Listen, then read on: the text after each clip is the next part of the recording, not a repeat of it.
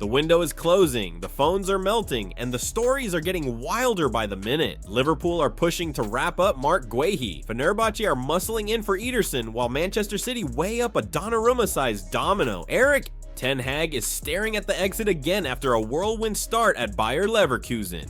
Chelsea have dropped a formal offer for Fermín López. And Antony to Betis agreed, packed, then collapsed in farce.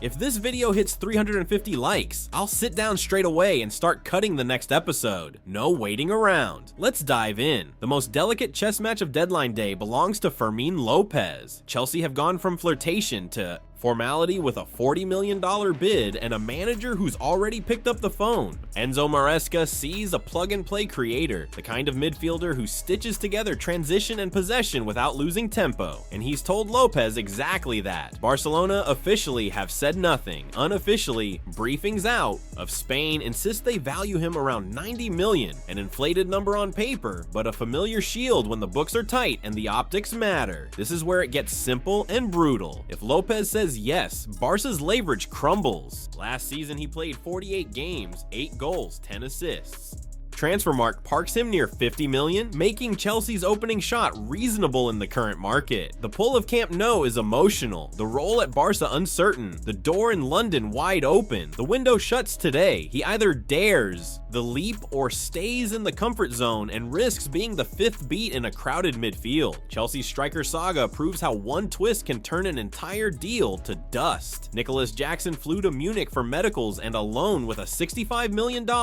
buy option. Perfect FFP arithmetic for Bayern, clean minutes for the player, a tidy pathway for all. Then the weekend snapped. Liam Delap's injury changed Chelsea's calculus in a heartbeat. The loan was yanked. The message hardened. Permanent at $65 million or nothing. Jackson stayed in Germany with his camp. More hopeful than powerful, because without a signed document, he has no leverage at all. Bayern, already stretched by a heavy summer, won't drop $65 million outright. Max Eberl has said it out loud. It's out of their hands. Chelsea are already calling down the list for alternatives on permanent terms only. One injury and an almost done deal evaporates. Bayern without their 9, Chelsea with a restless striker, Jackson staring at a flight back to London with nothing but frustration in his carry-on. Across the city, Manchester City are juggling their own late window tension.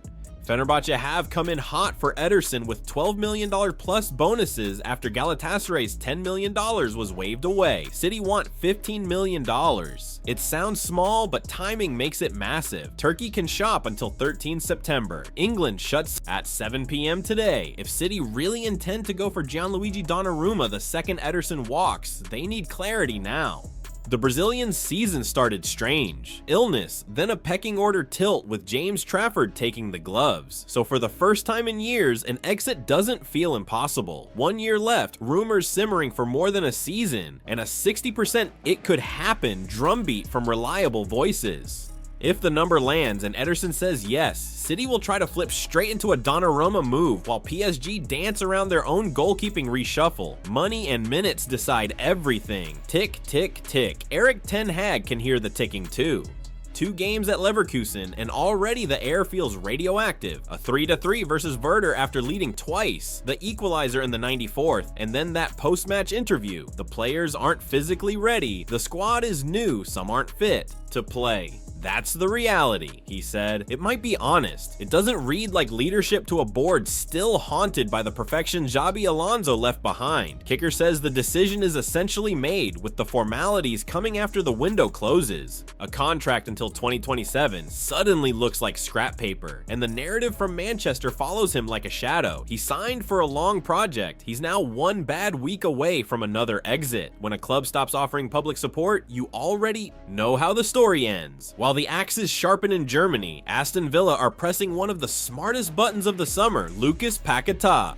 Personal terms? Agreed. Talks with West Ham, active and accelerating. It's a loan with an obligation to buy. The classic financial packaging that keeps the books lean while delivering a $47 million midfielder who makes sense today and tomorrow. Paquetá is not a vanity piece. He's a system enhancer. Unai Emery has engineered Villa into a project players believe in, and Paquetá's blend of bite, invention, and European pedigree fits the template perfectly. West Ham can pretend their hands are off the wheel, but when a player pushes and the clock is cruel, the destination usually stays the same. Unless a miracle crashes through before the deadline, expect claret and blue confetti. And then there is the strangest saga of the day. Antony to Real Betis. Manchester United accepted 25 million plus 50% future resale.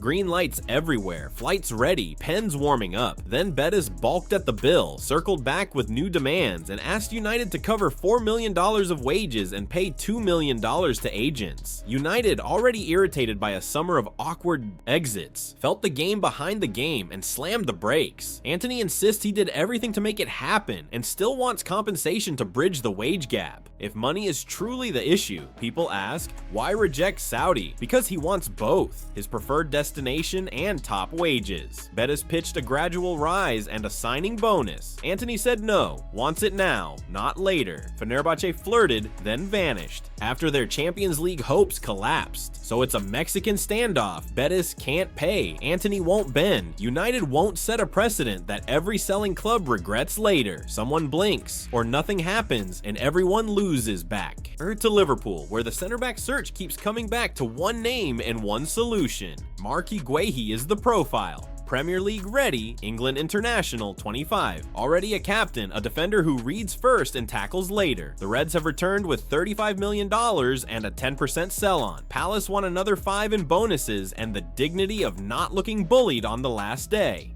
Both sides know the truth. Guehi's contract runs out next summer, he isn't extending, and last year's $65 million rejection is a ghost at the negotiating table. This isn't a haggling war over ambition, it's a face-saving exercise over a number that won't decide the season for either club. Palace worry about replacements and quietly ask for Joe Gomez on loan. Liverpool say no, cash only, no parts. If the Eagles land 2 incoming defenders, the path clears in minutes. If not, it's still hard to see them turning down cash now and risking 0 later. The ending feels inevitable. It's not if Guehi becomes a Red, it's when and at what line on the spreadsheet. Some windows crawl. This one sprints. Lopez's choice could reset Barcelona's midfield and Chelsea's shape in one stroke. Jackson's limbo proves how fragile almost done really is. Ederson's future might detonate a seismic late move for Donnarumma. If the numbers click, Ten Hag is one breath from the trapdoor. Paquetá to Villa could be the signing that tilts a Europa night into a Champions League chase. Antony's standoff is a reminder that pride, wages, and timing rarely cooperate. And Liverpool's patience with Palace is the kind of brinkmanship that ends with a handshake and a photo under the lights at Anfield. If you're enjoying the chaos, smash that like button, hit 350, and I'll lock in on the next episode immediately.